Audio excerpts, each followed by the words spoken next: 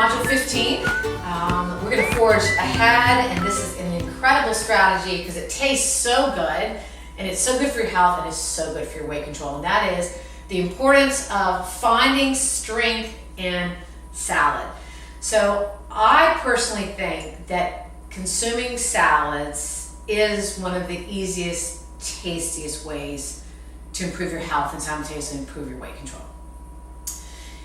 Believe it or not, there are at least six different ways that eating salads can help us eat less. Now I bet those in my live audience here can name, I'm hoping at least 2 ways based on things we've already learned. What are some ways that you could think that eating salad could help with weight loss and weight control? And I want you to answer if you'd like to, but you don't have to.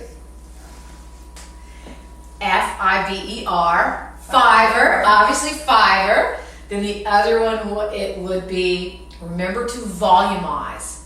Volumize with fruits and vegetables. So that's 2 things right away. Of course, the foods that go into salads, which at least most of them, fruits, vegetables, beans, whole grains, nuts, and seeds, and oftentimes you're using a lot of vegetables, which are the top. All those foods have fiber. Fruits and vegetables, which are the most common things people put in salads, are also the best foods for exploiting that volumizing effect and its ability to really quiet your appetite. But there's some additional strategies. If you dress it properly, so that's an important thing, and salad should be ideally dressed with an olive oil based vinaigrette.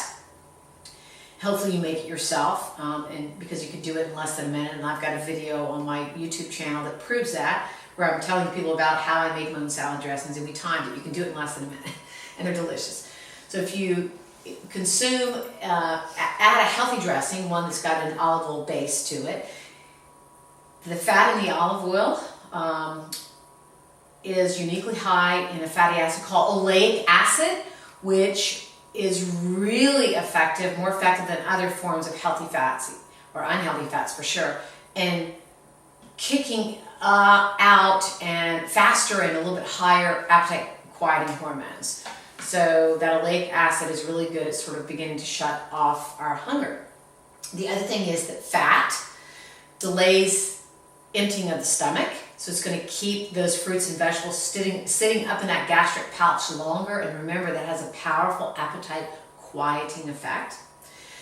Then the other thing is the acid that's going to be part of the vinaigrette, which whether it's vinegar, and vinegar is acetic acid, or citric acid, the acid that you're going to get in that vinaigrette along with that healthy fat, but the acid itself is another thing that can delay gastric emptying. We know this. It's going to keep food sitting up in the gastric pouch longer, and there is some evidence, albeit it's not conclusive, that vinegar may also sort of transiently kick up your metabolic rate, just a bit. It's not a massive effect, but that could be helpful too. The other thing I want you to know is that pre-meal, like a pre-dinner, salad is a very, very smart thing to do.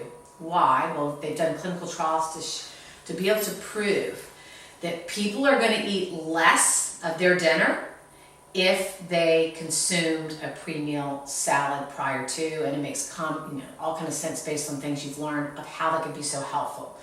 It's telling the body that, we got there's so many, all those things we just said.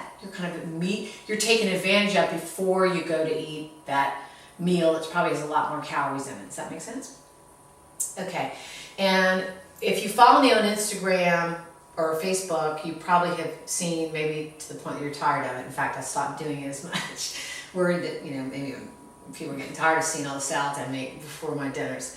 But you can go back and look at my post in Instagram, and you'll see how many salads I have that I show. And those are usually the salads that I've made. They're big and robust. And I eat mine, and my husband eats his before our dinner. Okay?